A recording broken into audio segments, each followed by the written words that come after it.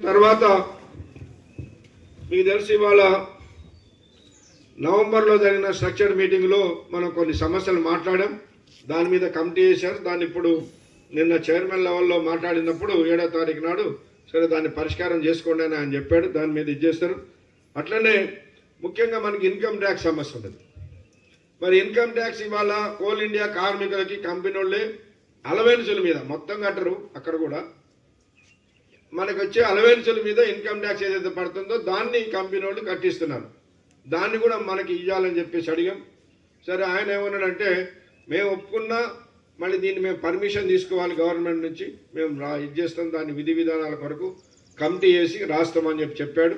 సరే దాని మీద రాస్తే గవర్నమెంట్ నుంచి పర్మిషన్ తీసుకొని ఇప్పుడు ఎందుకంటే లాభాల వాటా ఉంది, మన డబ్బులే మనకు ఆనాడు ఒప్పుకున్నదే, మనం సమ్మె చేసినప్పుడు ఒప్పుకున్నదే ఇస్తున్నారు. కానీ ప్రతి సంవత్సరం గవర్నమెంట్ దాన్ని అంగీకరించాలి.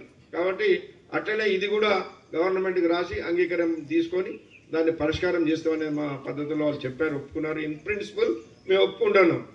దీన్ని మరి గవర్నమెంట్కి రాసి పర్మిషన్ తీసుకొని చేయాలి కాబట్టి మేము కమిటీ ఫామ్ చేసి చేస్తామని అన్నారు. దాంతోపాటు సొంత ఇంటి పథకం ఇవ్వాలన్నాం. మరి దానికి ఎట్లా, దానికి ఏంటంటే స్థలం ఇవ్వాలి.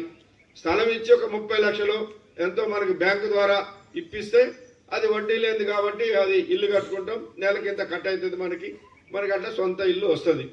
దాని మీద ఇది చేయాలని అంటే మరి స్థలం ఎక్కడ కొనాలి, కంపెనీ స్థలం ఎక్కడెక్కడ ఉన్నది, దాని మీద మేము పరిష్కారం చేయడానికి ఇది చేస్తామని చెప్పేసి ఒప్పుకున్నారు. దానికి కూడా కమిటీ ఏర్పాటు చేశారు.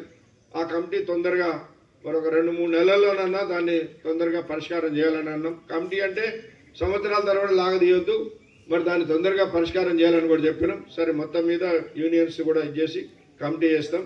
కొన్ని చోట్ల సరే ఇప్పుడు కంపెనీ క్వార్టర్లా అవసరం లేదు, ఎందుకంటే దాదాపు ఇప్పుడు మిగులే ఉంటేనే చాలా చోట్ల క్వార్టర్లు, మరి నువ్వు మెయింటెనెన్స్ చేయడమే దానికి ఖర్చు అవుతుంది.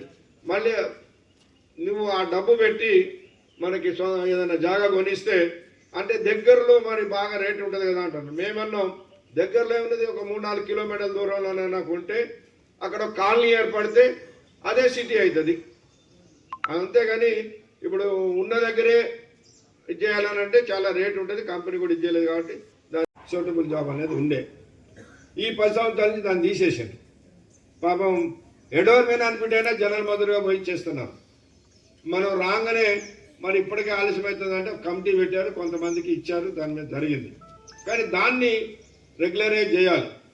ఏది మైనింగ్ స్టాఫ్ అయినా ట్రేడ్స్మెన్స్ అంటే ఇంకా ఎలక్ట్రీషియన్ ఫిట్టర్స్ ఒప్పుకోలేదు, కానీ ఛార్జ్ హ్యాండ్ కానీ ఫోర్మ్యాన్ కానీ మెడికల్ అన్ఫిట్ అయితే వాళ్ళకి సేమ్ జాబ్ ఇస్తాం. ఓవర్మ్యాన్ సర్దార్ అన్ఫిట్ అయినా సేమ్ జాబ్ ఇస్తున్నారు. ఇక ఎలక్ట్రీషియన్ ఫిట్టర్స్ దాని మీద కమిటీ చేశారు. ఎందుకంటే మరి అన్ఫిట్ అయిన వాళ్ళందరూ మీదికి వస్తే మరి అండర్ గ్రౌండ్లో ఎట్లా అని అంటే దాని మీద చెప్పినాం. ఏంటంటే ఇప్పుడు కొత్తగా వచ్చే వాళ్ళు ఇంతమంది ఉన్నారు, వస్తున్నారు అంటే దాన్ని లెక్కంతా చూసి చేస్తామన్నారు. దాని మీద కూడా పరిష్కారం చేయడానికి ఒప్పుకున్నారు.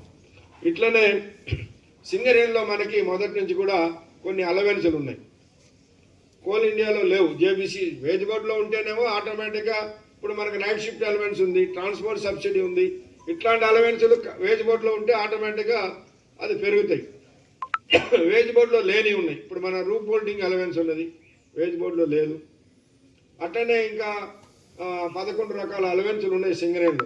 ఈ 11 రకాల అలవెన్సులు మేము ఇస్తాం, అన్ని పేర్లు కూడా. ఈ 11 రకాల అలవెన్సులను కూడా పెంచాలని అన్నాం. ఎంత పర్సెంటేజ్ పెంచాలి? సరే మనమేమో 50%, 70% పెంచాలని మనం అన్నాం. వేజ్ బోర్డులోనేమో 20-25% పెరిగింది. దాని ప్రకారమే వాళ్ళు అన్నారు. అట్లా కాదు, ఈ అలవెన్సులు సపరేట్గా ఇచ్చేయాలన్నాం. దాని మీద కూడా ఇచ్చేస్తారు. తొందరలోనే ఆ అలవెన్సులను కూడా దాని ప్రకారం మారుస్తారు.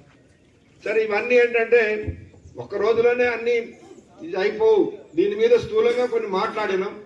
ఇన్ ప్రిన్సిపల్గా మేనేజ్మెంట్ కొన్ని అంగీకరించి దీని మీద ఇది చేస్తామన్నారు. ఇక కమిటీ వేసి ఆ కమిటీలో కూర్చొని మాట్లాడి చేసే కొంత టైం పడుతుంది.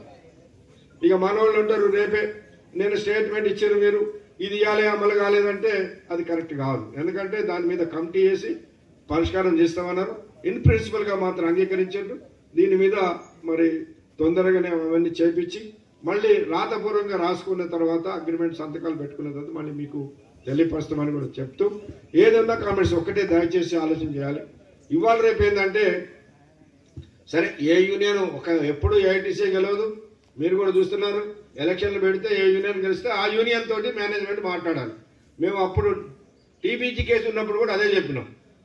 అయ్యా మీరు గెలిచారు, మీతోటి మేనేజ్మెంట్ స్ట్రక్చర్ మీటింగ్ ఏదో పెట్టి దీనిలో ఇది ఒప్పుకోవాలి, ఇది చేయాలి. కానీ ఈ రాజకీయంగా మంత్రులు మాట్లాడితే, ఎమ్మెల్యేలు మాట్లాడితే ఇది కరెక్ట్ కాదని ఆనాడు చెప్పినాం.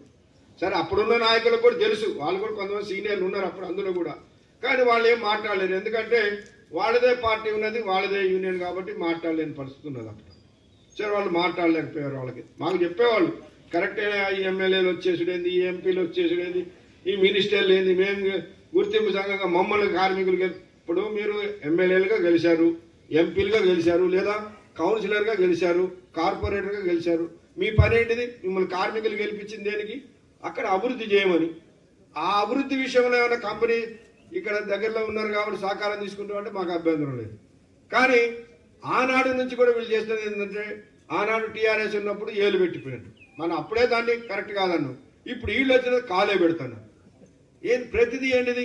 ఇప్పుడు క్వార్టరు అది కౌన్సిలింగ్ పెట్టాలి, ఒక సిస్టమ్ ఉంటుంది. మన కంపెనీకి ఒక రూల్స్ ఉన్నాయి. 1% 2% ఎసెన్షియల్గా ఎవరికైనా ఇచ్చేయాలన్నప్పుడు దానికి ఒక సిస్టమ్ ఉన్నది. కానీ ఎన్ని క్వార్టర్లు కాలేదు, అన్ని క్వార్టర్లు రికమెండేషన్లేనా? ఇక మరి సీనియర్ కార్మికులకి ఎట్లా కావాలి? డెప్యుటేషన్లు ఉన్నాయి. ఏదైనా చేతగాని వాళ్ళు ఉంటారు, బాయ్ మీద పిడి సెక్రటరీ వాళ్ళు వీళ్ళు, సార్ ఈయనకి కావట్లేదంటే ఈయనకు 10 రోజులు, 4 రోజులు, 2 నెలలు డెప్యుటేషన్ ఇస్తాడు. అదేం లేదు ఇప్పుడు, అంత పైనుంచే అక్కడి నుంచే డెప్యుటేషన్లు జూనియర్. అదే కదా ఆనాడు. ఇప్పుడు టీఆర్ఎస్ ఇప్పుడు ఓడిపోయింది రాష్ట్రంలో, వాస్తవమే. కానీ దగ్గరగా చాలా చోట్ల వాళ్ళు కూడా గెలిచారు. కానీ సింగరేణి ప్రాంతంలో 11 ఎమ్మెల్యేలు ఉంటే 11